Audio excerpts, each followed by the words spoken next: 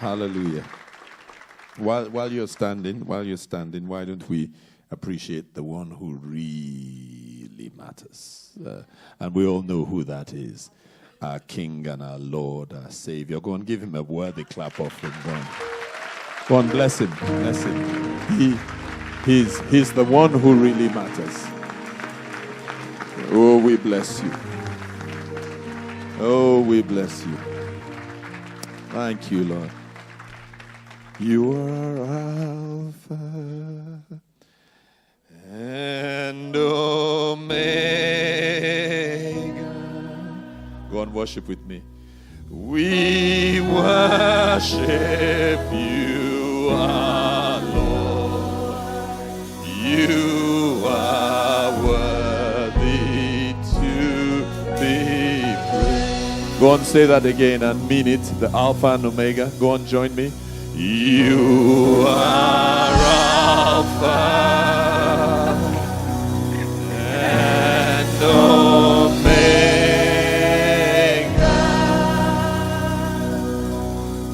We worship you, our Lord. You are worthy. Go on, Jesus House, Dallas. Give him all the glory because he deserves it. Go on. We give you. He alone deserves it. Glory. We worship you, our Lord. You are. One more time.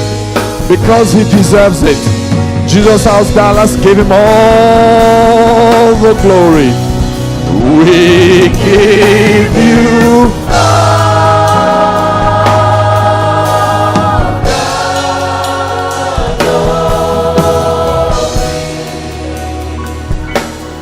we worship you, our Lord.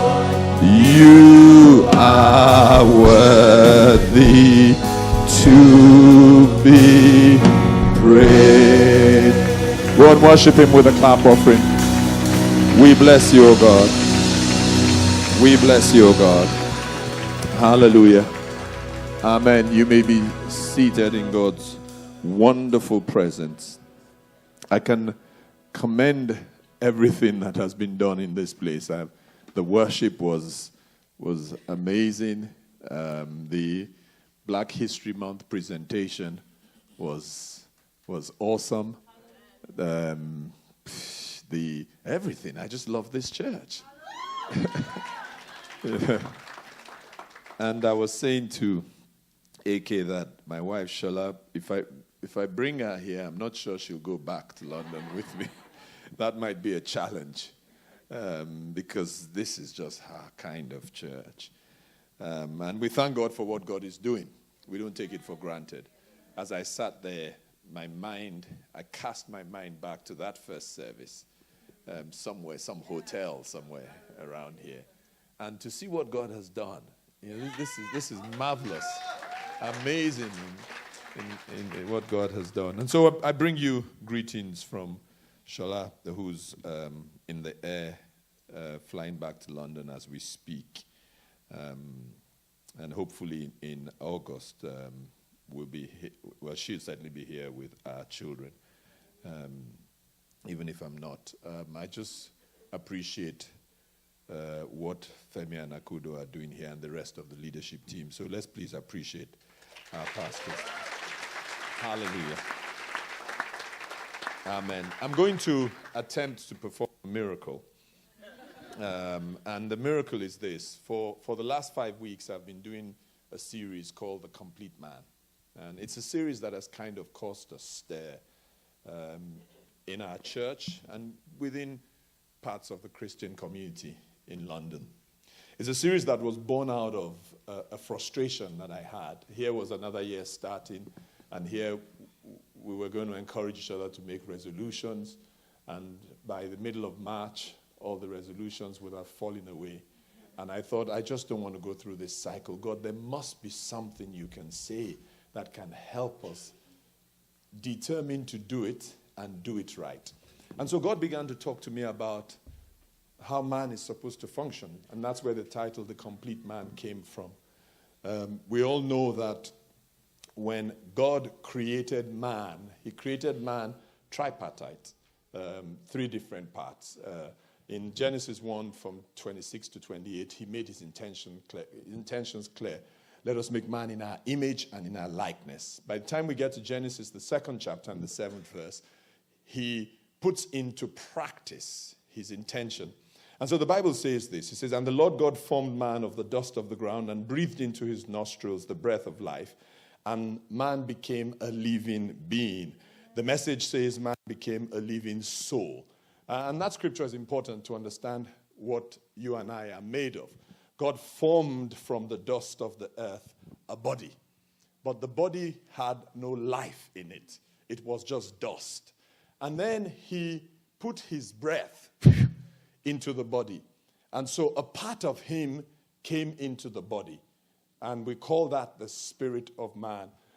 As soon as his breath, the spirit that he put in the body, hit the body, something else was formed, a consciousness, and we call that the soul of man.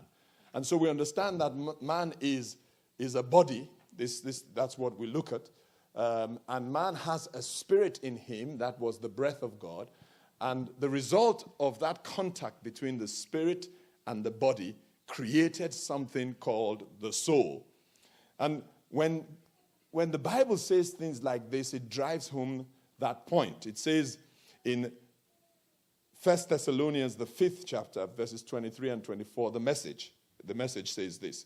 It says, may God himself, the God who makes everything holy and whole, make you holy and whole, put you together, spirit, soul, and body, and keep you fit for the coming of our Master, Jesus Christ. The one who called you is completely dependable. If he said it, he'll do it. And that tells us God's intention. God's intention is that we should be holy and whole, body, soul, and spirit. We should be holy, consecrated to him. We should be whole, not in parts, together, integral. And that is God's plan. And the reason is that holy and whole, we are fit for purpose. We are fit for doing what God would have us do here and eventually for the coming of the Master. You know, the Message Bible says this, as we begin to also understand who we are. So we are body, soul, and spirit. I would love to concentrate on all 3, but let me just concentrate in the 30 minutes I have on the soul. We talk a lot about the body. We know what to do with the body. It's the in thing, the body. You know, we're told what to eat and how to exercise and, you know, how to look after our bodies. Some of us are experts at looking after our bodies. We pamper our bodies. We take care of our bodies. And some of us understand the spirit. We know we have to read the word of God to feed the spirit. We know we have to ensure that our spirit is connected to the Spirit of God. But the part that I find that is very neglected is the soul. And this is interesting because the soul of a person is really the person. You see, the soul is the real you, the inner you as opposed to the outer you. You see, the outer you is visible, we see it. But then the inner you is the one that people don't see, but that is the real you. And the enemy doesn't mind us focusing on the outer you, the things we can see, your reputation, your career, your accomplishments, things that we can see with our naked eyes. But then he doesn't want you focusing on the real you, what is inside. But listen to what Paul says to the church at Thessalonica in 1 Thessalonians, the 4th chapter, the 6th to the 7th verse, the Message again. He says, God hasn't invited us into a disorderly, unkept life, but into something holy and beautiful on the inside as the outside. And so God expects that as we accomplish on the outside, as we focus on the body, as we focus on the things that people see, we must understand that the inside, the soul, is the real you. We say our soul is made up of our emotions, our will, and our intellect. It really is the seat of your passions, your feelings, your desires, your affections, your appetites. The truth is that your soul is the central operating mechanism of any person. It is the place that is you. If I want to find out about you, if I look at the external, I will miss the real you. And that's how people make a lot of mistakes, because they judge by the external. We are experts at hiding the real person. The real person is sitting inside you, and that is your soul. That's why when we try to describe certain things, if we want to describe the closeness of a relationship between two people, we never say they are spirit mates or body mates. We say they are soul mates. That's how we describe Jonathan and David. Because in doing so, we're saying the core, the real person is that person's soul. Amen? Amen? And because the enemy understands this, when the enemy attacks a person, he doesn't attack the spirit. A lot of times he leaves the body out, but he aims for the soul. His ministry in John the 10th chapter and the 10th verse, that Jesus so clearly helps us understand, to steal, to kill, and to destroy. That ministry finds its expression when he concentrates his attack on a person's soul. You see, because he knows that the soul is the seat of the person. It's the central operating mechanism. If you can corrupt the soul, you have corrupted the person. If you can destroy the soul, you have destroyed the person. You see, you can destroy my body, but not destroy me. You can actually try and affect my spirit, but not destroy me completely, because my spirit gets its source and its strength from the Spirit of God. But if you destroy my soul, you have destroyed me. And so he concentrates his efforts on the soul, on the seat of our emotions, our will, our intellect. He wants to try and pervert our emotions. He wants to try and corrupt our wills and subdue our wills to the wills of certain other things. He wants to try and pollute our intellect. He wants to warp our passions and our feelings. He wants to induce affections and passions for the things that are not right. His attack is always at the soul. So his first attack against man, the woman in the Garden of Eden, was aimed at the soul of the woman. And once he got her soul, the woman was gone. Once the woman got the man's soul, the man was gone. Once their souls were gone, the rest of us are trying hard to take advantage of redemption to get what should have been rightfully ours. Does this make some sense to someone? And so his aim is to damage a soul, to introduce a sickness to a soul. Because he understands that if the soul is damaged, it's a matter of time before there is an expression from a damaged or a sick soul. You see, because if the soul is damaged, the life eventually caves in. And it starts to cave in from the inside. You know, when you see a lot of people acting out, it's usually not that particular event that is causing them to act out. It's a sickness in their souls, or a damaged soul that has not been dealt with, that is causing them to act out. He knows that, so he focuses on a soul. He knows that a damaged or sick soul that is not dealt with will prevent a person from living a fulfilled life, from achieving their potential, and will eventually lead to that life caving in, unraveling, collapsing, or being destroyed. And his two weapons of choice as he attacks the soul are sin, because he knows that's a cancer of the soul.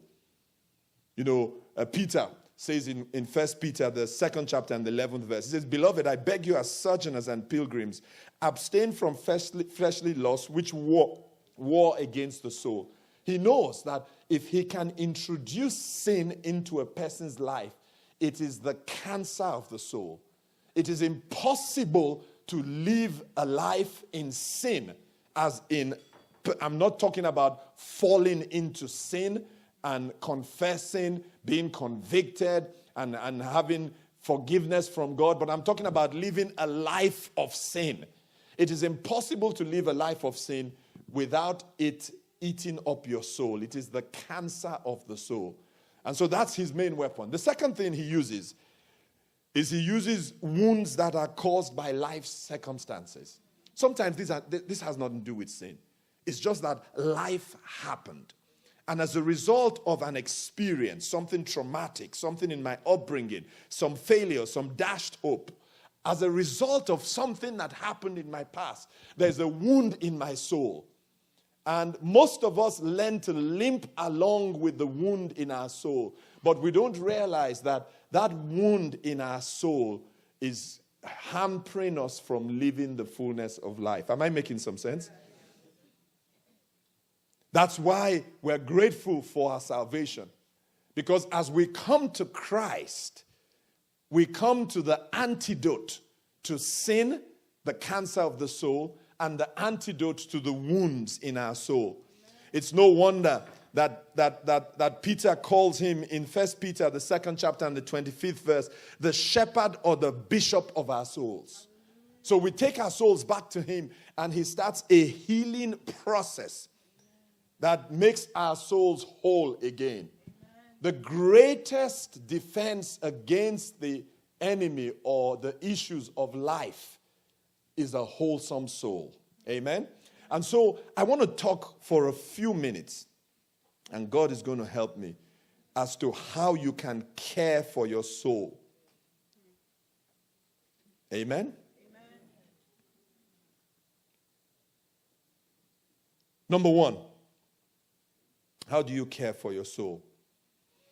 The starting point is always a health check.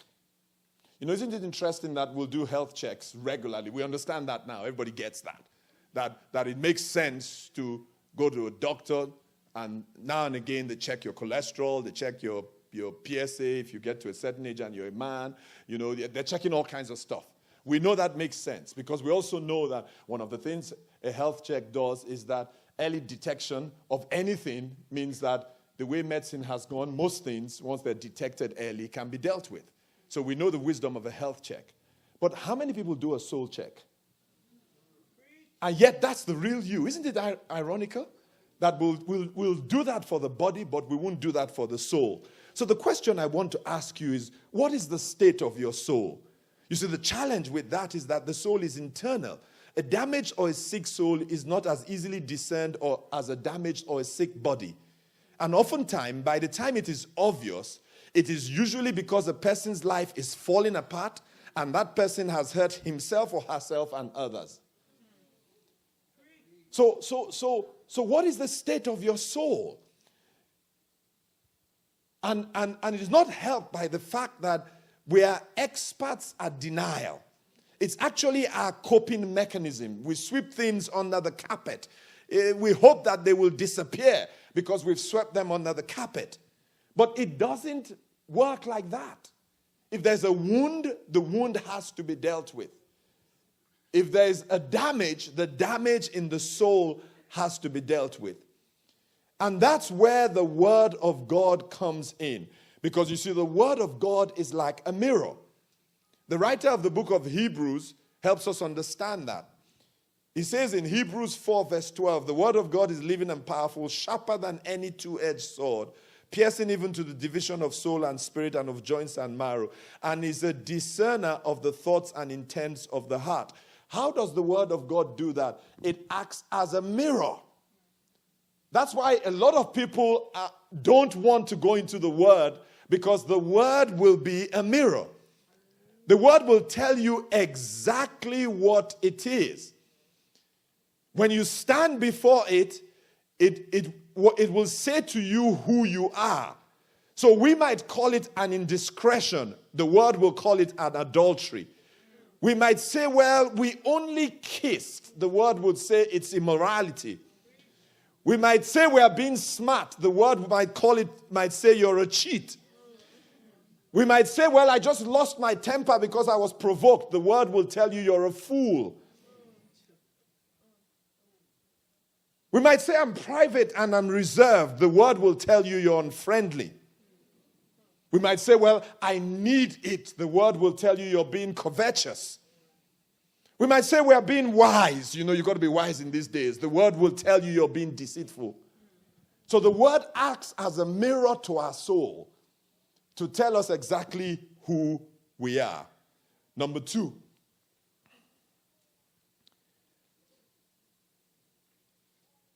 A frantic, frenzied life is harmful to your soul. I would even go as far as saying it is a sign that something is not quite right. One of the signs for me that a life is out of sync, that a life is in some sort of disequilibrium, is where I see a life that is frantic, is frenzied, is horrid, is harried. A life where a person is dashing from place to place. Where you're constantly on the go. And you wear it as a badge of honor. That's the foolishness of that thing. That I'm a very busy person. I watch that kind of life and I know that there's something that's not quite right here. The clearest example of equilibrium between body, soul, and spirit was Adam in the Garden of Eden. That was man and God in perfect harmony. God thought it, the man did it. You can't imagine Adam rushing around in the Garden of Eden.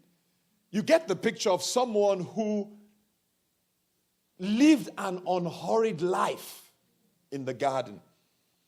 The enemy knows, as one of the people that have become a mentor to me says, he's dead now, but his works are being devoured by my wife and I, David Willard. He says, hurry is the greatest enemy of spiritual life.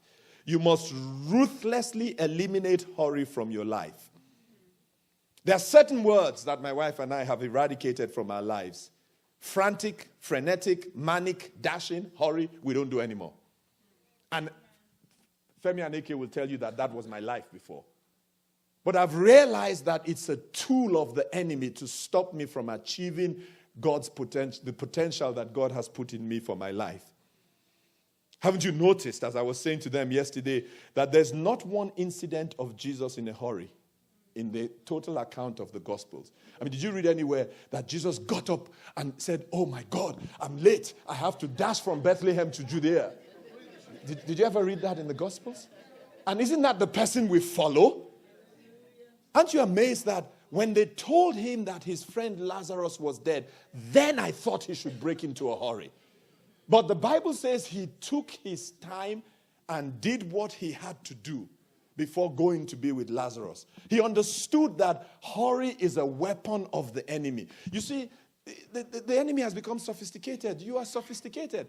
You know, gone are the days when he's going to attack you because your auntie in a village in Africa went to see somebody with a calabash and some oil and some rabbit's claws. And those days, you're too sophisticated with your iPads and iPods and all your sophisticated. No. So his weapons have become sophisticated. He just has to make sure that you are rushing from pillar to post. You think you can multitask. Multitasking is a myth. It doesn't work because people who are around you know that you're losing your mind when you say you're multitasking. They know that. They know that. They know that. I have a wife who used to do all that, so I understand it.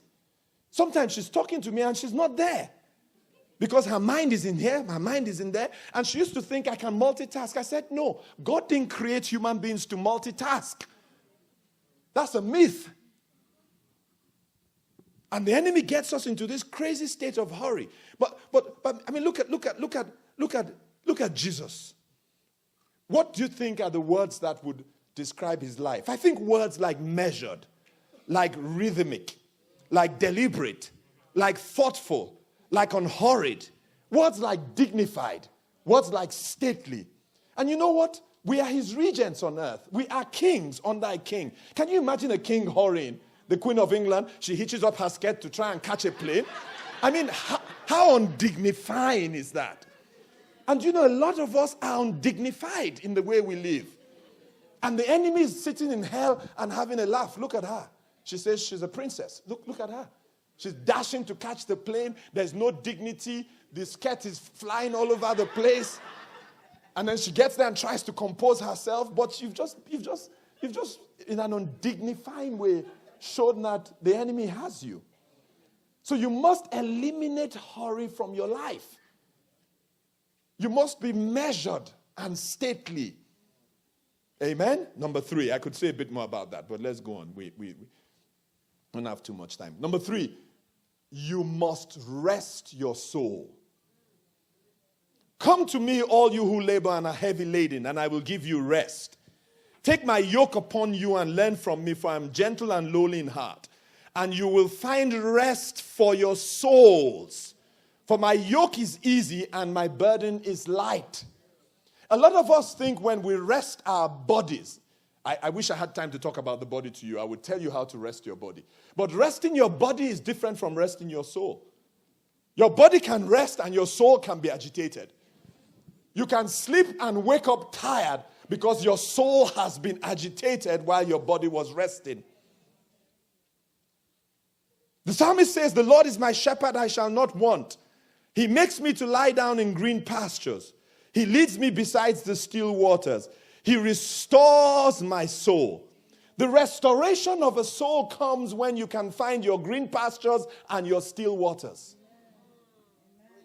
When you can find a place where your soul can rest.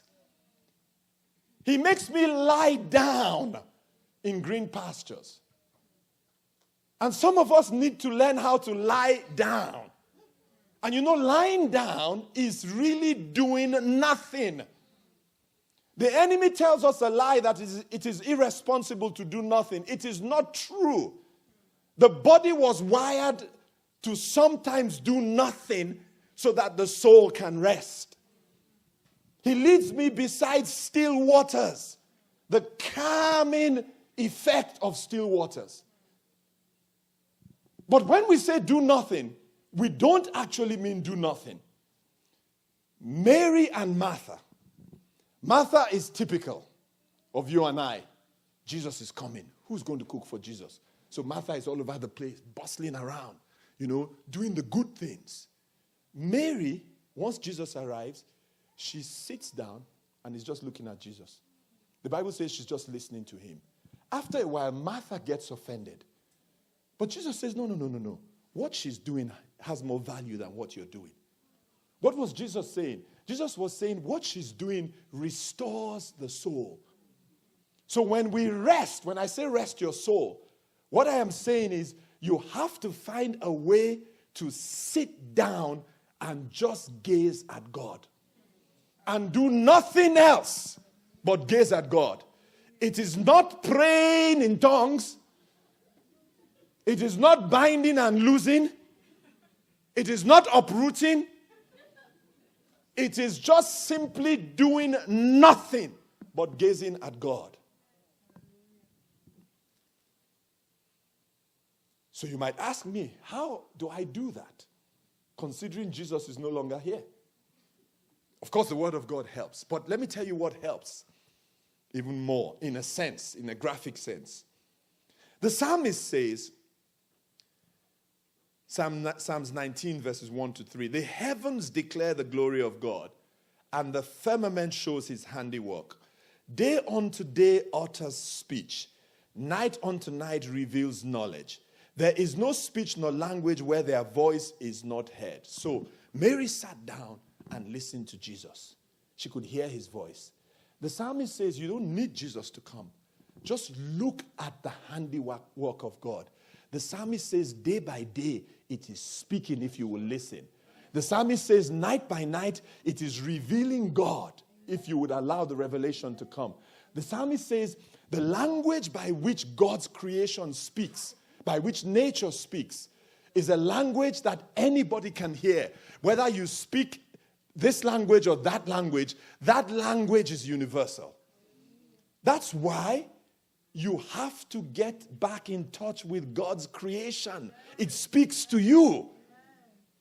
So my wife went through a tough time. She was almost burnt out. My wife is energetic. In fact, she reminds me of AK. There are people who have a high sense of responsibility. Your pastor, Pastor Femi, and I, we're very similar. Our sense of responsibility is not so high. When we're tired of the thing, we're tired of the thing. It doesn't matter. It doesn't matter. They are waiting for me. They can wait for themselves. Right now, I've closed. And I get it. But my wife is like AK. They have a high sense of responsibility. They feel, we've told them to come, so we have to be there. I say, these people will kill you. When you die, they will move on. These people. I said, human nature is naturally self-preservative. That person waiting for you is thinking of themselves. They're not thinking you're about to collapse. I said, you better cancel that thing and lie here. But my wife is not like that. But she got to a point where she almost broke down. So one day I said to her, lie on this couch. We have a garden. We're blessed. We have a garden that's almost like in the countryside. And so there are squirrels in our garden. So I said to her, sit here and watch those squirrels. I said, watch them climb the tree, come down from the tree. Watch them get a nut, eat the nut. She said, what is that going to do? I said, after a while, those squirrels will start to speak to you about God. After a while, you marvel at God, that God created these interesting creatures. And then as you study them, you marvel some more. That's why people go fishing. And some people who go fishing, they don't catch the fish to eat it. Can you imagine that? They catch the fish and throw it back in. What are they doing? They are allowing God's creation to speak to them. That's why the Far Eastern religions, you go around them, there's water. You're hearing water. They say it's soothing. Yes, the water is speaking to your soul. He leads me beside still waters. Some of you need to get back in touch. You're caught up in a city. Skyscrapers don't speak to you. Concrete doesn't speak to you. You need to find something that God created. Like the psalmist says, he looks at God's creation. He marvels at God. When you stand and you see a vast ocean, you have no choice but to acknowledge God. I can go on, but I don't have time. Number 4. You must have eternity before your soul. The final destination of your soul is eternity. Look at how that wise king puts it in Ecclesiastes, the 12th chapter and the 7th verse. He says, then the dust will return to the earth as it was, and the spirit will return to God who gave it. Some of you thought the spirit was yours. No. The spirit is on loan to you. When you die, they take this body that we are pampering with all these spa regimes and all that thing. They just take it and they throw it into the ground. That shows you how useless this thing is. Then the spirit is taken back by God. I said to them in church, I said, it's very simple how it works. When God put the spirit, what did he do? When a person dies, what does God do? He sucks in his breath. And when he does that, if you've ever watched a person die, and I've watched people die, that's what I do. I mean, I have to be there to comfort people. If you ever watch a person die, it's like a suction pump is sucking something from them. And that's what happens. God just, the same way he does. And the spirit goes. That's why I say to people, it is impossible for you to die before God says it's your time. Because Satan does not have the ability to suck back the spirit. That's why you can't die. I have total contempt for death. You don't even understand. I have zero contempt for death. And the reason is because I know, Satan, you can't do it. God has to suck back that breath for me to die. And when God decides to take the breath back, it's over. And I can live with that because it means my race is over. Eternity must be before you. The enemy wants us to live here without thinking of eternity. He wants us to chase things that are material and earthy and forget that it's all about eternity. In Luke's Gospel, the 16th chapter, the 19th to the 31st verse, The story of the rich man and Lazarus helps us understand that the destination of our soul is eternity. Your soul can never die. When you die, as the Bible says, your body goes to the ground, your spirit returns to God, your soul now travels to eternity. And believe me, exactly how your soul is now is how it will be in eternity. It sees, it feels, it's conscious, it thinks. That's why the rich man was in hell and could say as if he was here on earth, I'm tormented. He says, can someone go to that poor man who used to lie at my gate and have his sores licked by dogs? Can someone go to him and ask him if he can just drop a little water on my tongue? I'm tormented. He was feeling pain even though he was dead. He was thinking. He said, can someone go and warn my brothers that this thing is real? I'm alive in hell. And what did they say to him? They said, don't worry about warning your brothers. If they don't listen to the prophets, they're not going to listen to anybody. That's a warning to someone. That one day all this preaching is going to be held against someone who listened to it and didn't obey it. That's why Jesus says, Matthew 16, verse 26, what does it profit a man to gain the whole world but lose his soul? What you exchange for a soul? To have eternity before you, let eternity temper your words, temper your actions. Let eternity affect how we relate to each other, because we know that it's never going to be over. When this one ends, our soul moves on to eternity. Amen? Number 5. You must feed your soul with the right information. The primary gateway to your soul are your eyes and your ears. You must create the right environment for your soul to be nourished. And this is why I pray that God will not judge parents. Because a child's soul is very susceptible. That's where a parent must shield the child until the soul is strong enough. And guess what? That's where so many parents have damaged people. Where a girl learns about love first from her father.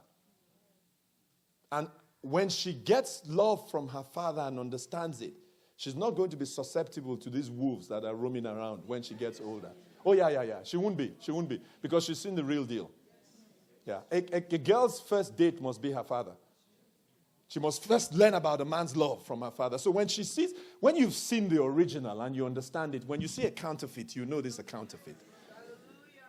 But then when you have a father who hacks her down, who attacks her self-esteem, who puts her down, who curses her out, the father wounds her soul. And so when she grows up, she's needy of what she didn't have. She falls into the hands of all kinds of gangsters because she's needy. Her soul is damaged.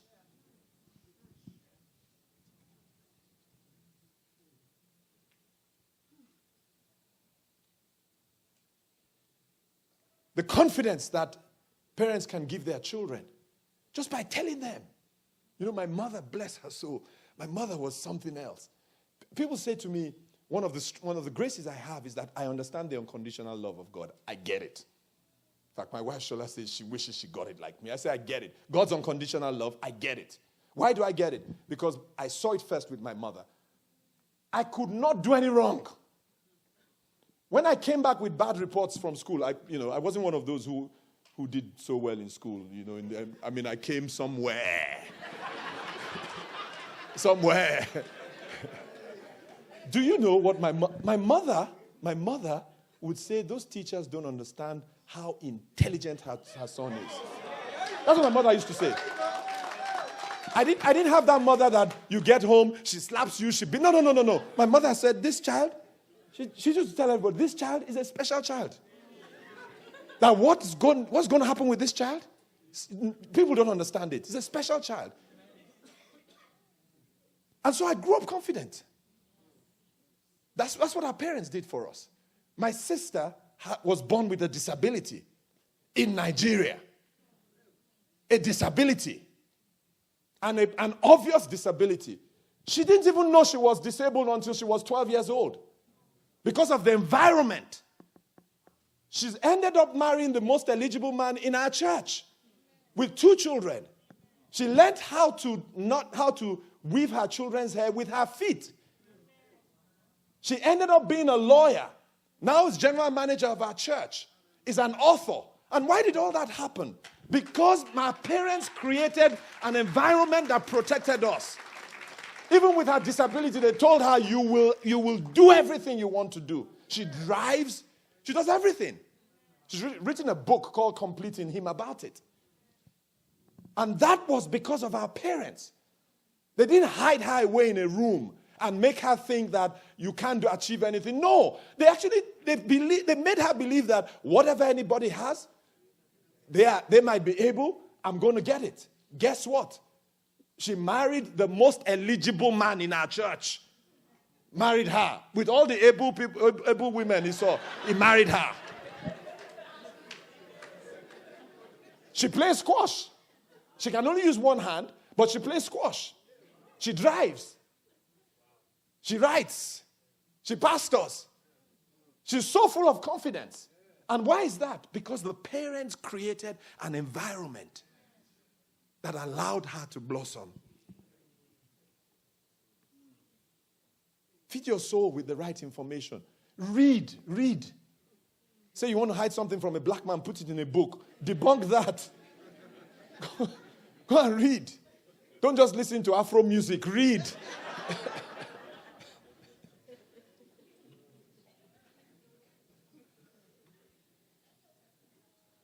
They say watching a funny film increases a person's production of the protective immunoglobulin A. Did you know that? And that's your first line of defense against attacks against your body. So do you know that you can make yourself healthier by just watching a funny film? Do you know that? Yeah. That's why I hang around people who are positive. If you're negative, I don't want to be around you. Every time you tell me they can't do it, you can't do it, you can't. It has never been done. I say, what has been done in this world? Please, leave me alone. Please, let me find something that has been done. I come around you, and by the time I leave, I think nothing can be done. I want to be around somebody who says, you know what, it's tough, but hey, we can do it. Did you know people who watch violence in films and on TV are more likely to feel anxious, unsafe, and fear personal violence in their lives? This is all from Psychology Today. They're not even Christians. All these stats. I could read you loads of stats from Psychology Today. People who watch as little as 15 minutes of negative TV news have shown increases in depressed moods, anxiety, and the tendency to be more catastrophic about their personal worries. Just sit down there watching that thing. Everything is collapsing in the world. This one is collapsing. This one is collapsing. They are killing this one. Cancer is on the increase. People are dying. After a while, you just say, oh my God, what is happening? Then you wake up in the morning and there's just a bump. Bump.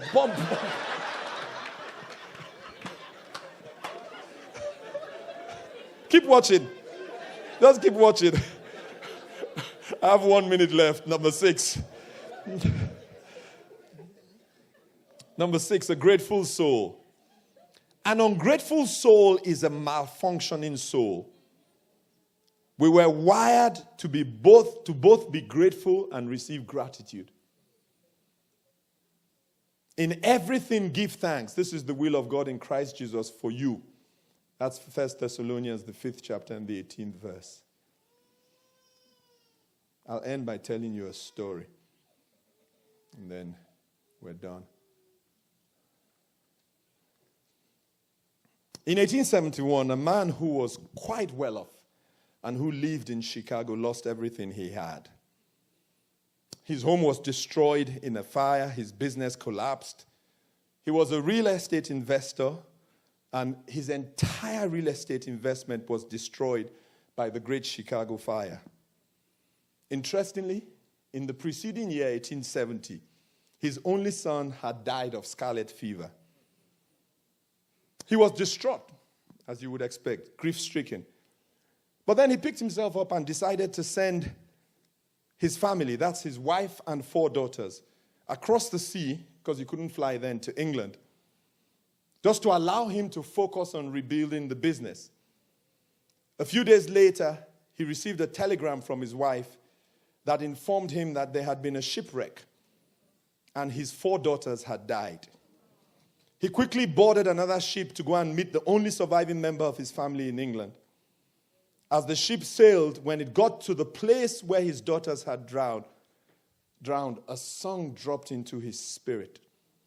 This was more than 100 years ago, but we still sing that song to encourage ourselves in tough times. His name was Horatio Spafford. The song, when peace like a river attended, when sorrows like sea billows, whatever my lot thou hast taught me to say, it is well with my soul. You know that song is awesome? Whatever my lot. And in life, we all have our lots. Whatever life has brought my way, because I have the bishop of my soul as my savior, I can take my soul, bruised, battered, damaged, wounded, sick, to the overseer and the bishop of my soul and trust that he will restore it. That's why I can sing not superficially, but in a prophetic way. It is well with my soul, with my soul. It is well with my soul. Now, whatever your lot, and I know there's a lot, I can tell you some of my lot. And Femi and AK have walked through some stuff with us as a family. They know my lot. I know their lot. And I haven't asked you, but I can tell, as nice as you're looking, that you have some lot in your life. But guess what? Because we have the bishop of our souls as our savior, I can take my soul, broken, bruised, battered, wounded, harmed by my father, by my mother, by an experience I had in primary school. I can take it back to him and say, as the bishop, mend my soul. Go on, let's declare that it is well. It is well. Go on, sing it. With my soul. It is well. It is well with my soul. And with all heads bowed, as I bring this to a close, all heads bowed. What does it profit a man to gain the whole world and lose his soul? How can anybody hope to face life's circumstances without depositing your soul in the hands of the bishop of your soul? If there's anyone under the sound of my voice who hasn't done that, you haven't given your life to Jesus Christ. You haven't asked him to take over the care of your soul. With all heads bowed, if you would slip your hand up, you want to give your soul to him, I would love to pray for you. I see that hand. Anybody else? Slip the hand up. I see that hand. Anybody else? Anybody else? I see that hand. Anybody else? Go on. I just need to know I'm praying for you. Do you call him out? I see that hand. Go on. Just slip it high. Slip it high. I see that hand. I just need, it's a personal thing. It's between you and God. Now, wherever you are, say after me, say, Heavenly Father, this afternoon, I give my soul to you. Lord Jesus, as the bishop of my soul, accept my soul. Help me to live a life that is pleasing to you. By the token of this prayer, I declare that I'm a child of yours, now a citizen of your kingdom. Today I'm born again. Say thank you, Father. We give you all the praise and glory. In Jesus' name. Amen. Go on, give God a clap offering. Go on.